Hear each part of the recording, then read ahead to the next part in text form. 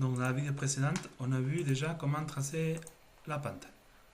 Donc on a vu, la première chose qu'on a fait, c'est dessiner la ligne de trave.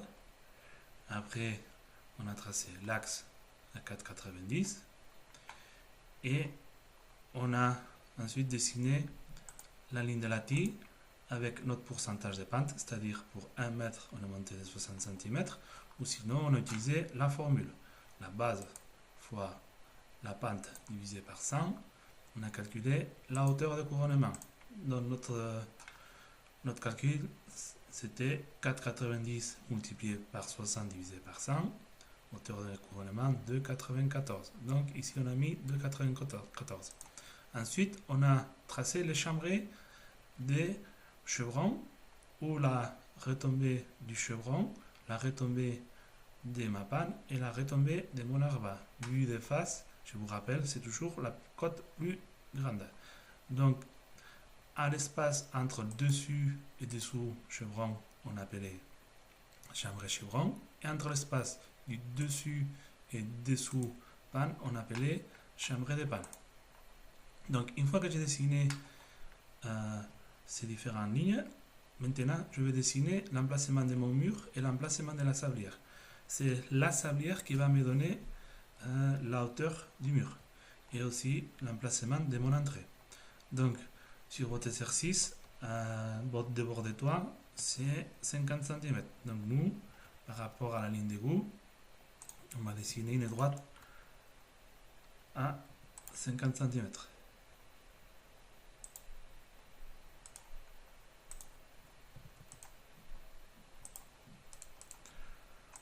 Donc, et ensuite, on peut dessiner l'épaisseur du mur.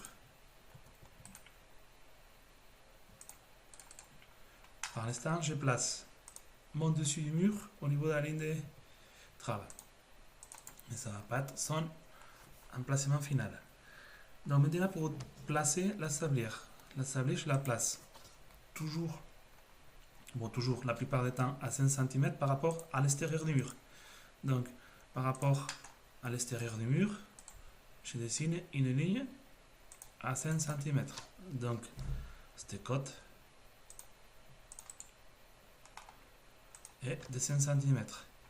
Et ensuite, la sablière, on va la placer à plat, pas à champ, toujours à plat, puisqu'elle repose sur un mur. Donc, je prends 14, puisque sa section, c'est du 10-14. Et par rapport à mon trait 5 cm, je dessine une droite à 14 cm. Les DTU, ces 5 cm, en fait, on les place. Pourquoi on la place la plupart du temps à 5 cm? Puisque après, le maçon va venir avec une petite planelle de 4 cm et il va boucher tout cet espace-là qu'il y aura entre la sablière et l'extérieur du mur. Donc, une fois qu'on a dessiné la sablière à plat, on doit dessiner son délardement. Les DTU nous interdit de clouer les chevrons à l'arête.